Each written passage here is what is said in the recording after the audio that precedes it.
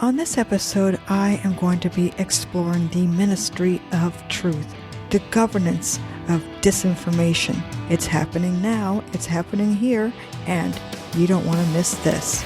Let's go.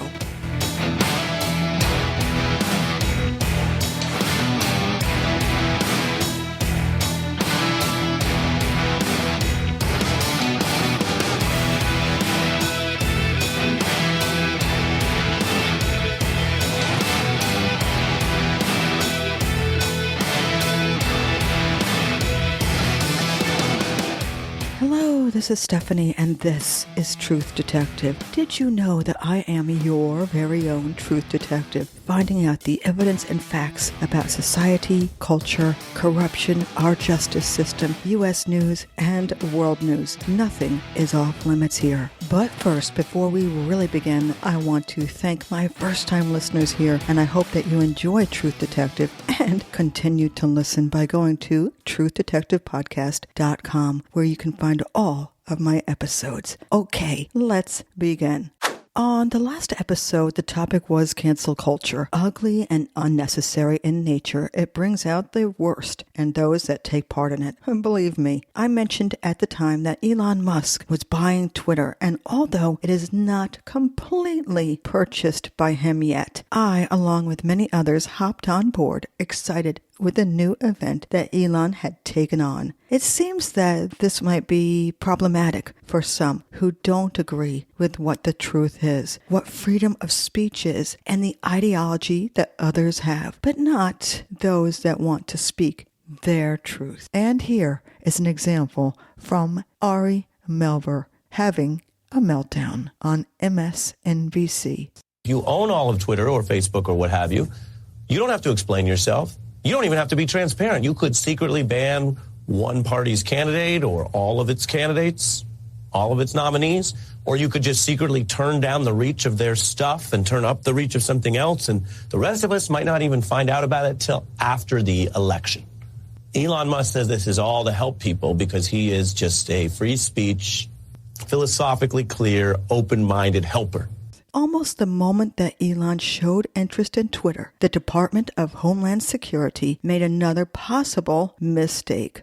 They took on a new assignment, making the Department of Homeland Security have with it the governance of truth. Sound familiar? Well, if it doesn't, it probably should.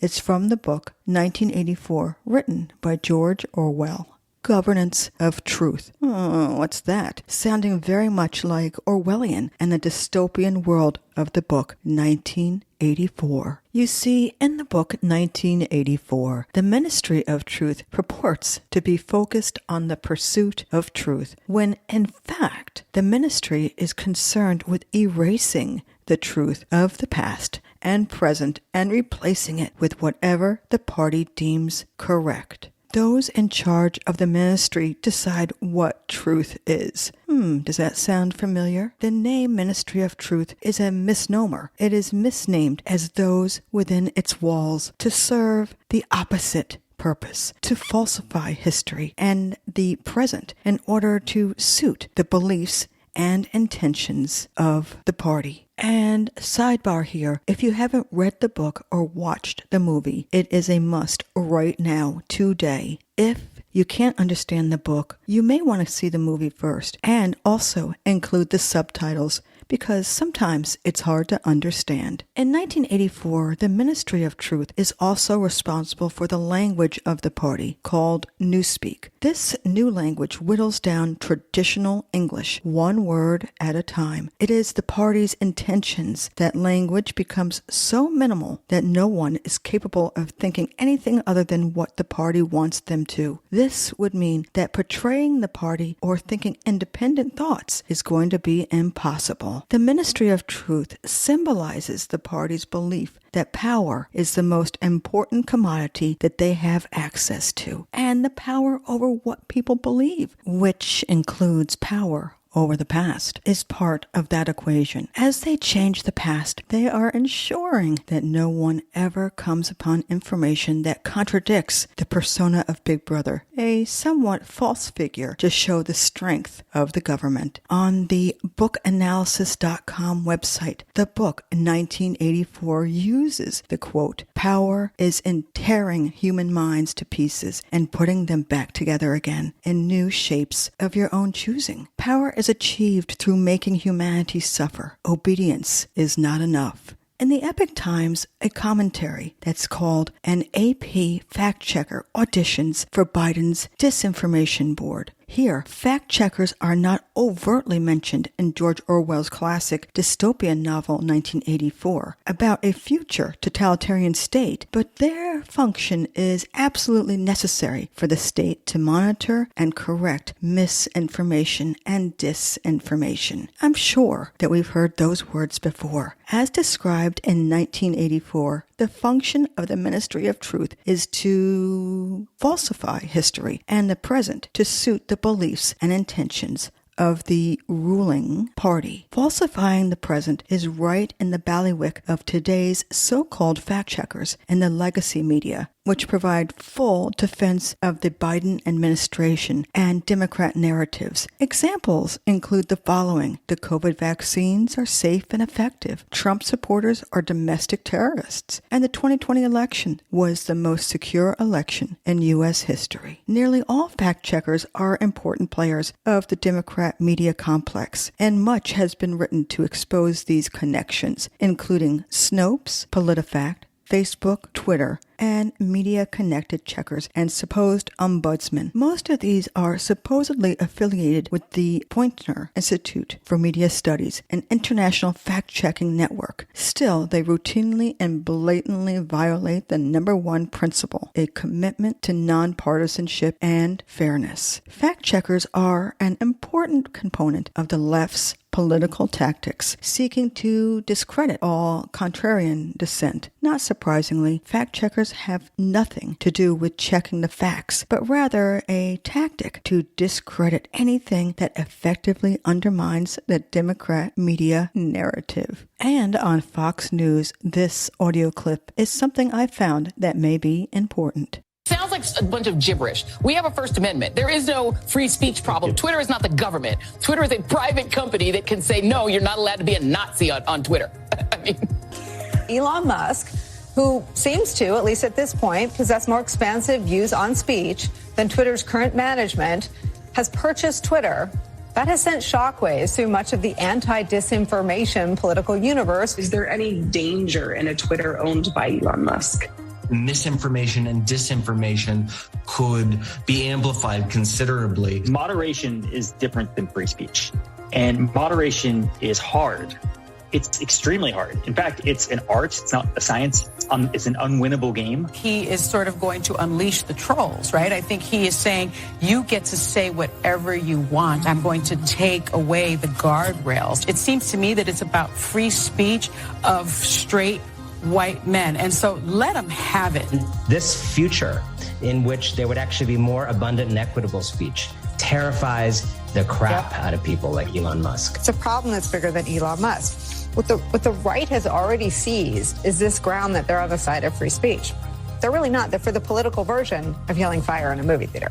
And this on CNET, I found an article entitled Homeland Security Sets Up Board to Tackle Disinformation. It is said that it will monitor Russia for misinformation regarding the Ukraine war and upcoming midterm elections. Leading the Disinformation Governance Board is Nina Jankovic. Her main task is to research online disinformation of all kinds, where the board makes a great pitch to stop the national and international intel, forgets to mention that they will be, maybe perhaps, watching us too. What we say, do, and think will be scrutinized. It's true. Alejandro Mayorkas, the director of Homeland Security, said there is no Ministry of Truth. The Ministry of Truth confirms. And Politico reports Homeland Security Secretary Alejandro Mayorkas on Sunday defended the department's new disinformation board amid pushback from conservatives who say the effort is Orwellian. It works to ensure that the way in which we address threats, the connectivity between threats and acts of violence are addressed without infringing on free speech. Protecting civil rights and civil liberties, the right of privacy, Mayorkas said when he appeared on CNN's State of the Union. Mayorkas, in another interview on NBC's Meet the Press, reiterated that the board will work on ways to address disinformation in a way that does not infringe on civil liberties. And in the book 1984 by George Orwell, we hear, "War is peace. Freedom is slavery. Ignorance is strength." The problem with unaccountable government bureaucrats defining disinformation is that their definition inevitably encompasses true information that just happens to run contrary to their ideological priors. And if policing false or misleading claims is now the purview of the Department of Homeland Security, why shouldn't the next Republican president use the new disinformation bureaucracy to go after the allegations of widespread voter suppression that will inevitably follow his or her victory? After all, disinformation about the sanctity of our electoral process is an existential threat to democracy, right? Ever since the pandemic, it seems that we have been given a lie that has been spun up into the truth, supposed facts that certain political parties want to make true. The administration has a less scary title, and if you want to get completely mad, you may want to read the website put out by the Department of Homeland Security. It starts out with the agency title acronym CISA, C-I-S-A, Cybersecurity Infrastructure and Security Agency. The agency is concerned with, it seems, certain things. MDM, as it's called. Once again, an acronym. This acronym stands for misinformation, disinformation, and malinformation. Foreign and domestic threat actors use MDM campaigns to cause chaos, confusion, and, yes, division. These malign actors are seeking to interfere with and undermine our democratic institutions and national cohesiveness. This is an assault on freedom of speech. And as said by many, this is the line that I will not comply, the hill that I will die on. Martin Luther King said, "Civil disobedience is a sacred duty when the state becomes lawless and corrupt." And we can look at this with open eyes and see that that is what is going on. There is a lot to the governance of disinformation. The website makes it seem like it's all about the 2020 election and Russia. But that's not entirely true. They mostly want to find out what you know or don't know, and if it matches up with an ideology the left has set forth. But what for? Misinformation, disinformation, and malinformation make up what CISA defines as information activities. When this type of content is released by the foreign actors, it can be referred to as foreign influence. Misinformation is false, but not created or shared with the intention of causing harm. Disinformation is deliberately created to mislead, harm, or manipulate a person, social group, organization, or country. And malinformation is based on fact, but used out of context to mislead, harm, or manipulate. Make no mistake about it, there is plenty to see here on the CISA website. Some topics mentioned are resilience series, graphic novels. Disinformation is an existential threat to the United States, our democratic way of life, and the critical infrastructure and functions on which it relies. CISA's resilience series, of which Real Fake is its first graphic novel, communicates the dangers and risks associated with dis and misinformation through fictional stories that are inspired by real-world events. CISA encourages everyone to use care when consuming information they receive or come across. Practicing media literacy, including verifying sources, seeking alternative viewpoints, and finding trusted sources of information is the most effective strategy in limiting the effect of disinformation. The Resilience series highlights the importance of evaluating information sources to help individuals understand the risks from foreign influence operations on our society and democracy. From the National Review, I found this. It starts out, "See, nothing to worry about," assures the man who's overseeing the formation of a disinformation governance board, whose newly appointed leader labeled the now confirmed New York Post story on Hunter Biden's laptop a Russian influence op. "Trust us, we won't be weaponizing this against Americans. Our approach to policing disinformation will be politically neutral," insists the employee of an administration that has routinely labeled inconvenient but factual news reports as disinformation, and is openly working with social media platforms to censor content it deems as such. "Your civil liberties are safe with us," says the White House, who threatened to blank the feds on parents who protested at school board meetings. Remember, war is peace, freedom is slavery, ignorance is strength. It was back in August of 2021 when CISA had a conference to work with partners to defend against today's threats and collaborating to build more secure and resilient infrastructure for the future. The threats we face, digital and physical, man-made, technological, and neutral. And here, an article entitled, "The Biden Administration's Disinformation Board is a Tool," straight from Soviet Russia's KGB. This was found on the Center for Security Policy.org. It will be in the show notes. Here it says the new Biden administration Disinformation Governance Board Homeland Security Secretary Alejandro Mayorkas told CNN it is a small working group to address threats, the connectivity between threats and acts of violence without infringing on free speech. Mayorkas denied that the board will cause American citizens to be monitored, saying, "We, the Department of Homeland Security, don't monitor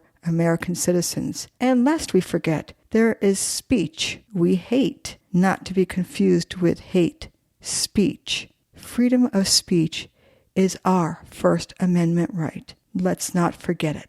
What are my call to actions today? Well, today there's only one. Do not comply to this new governance of truth. And know that you have a mind that thinks on your own. You can make your own decisions about things, which is really cool. Don't let anyone tell you to think or act differently, or that you are wrong. We are Americans and free to make all of our own decisions.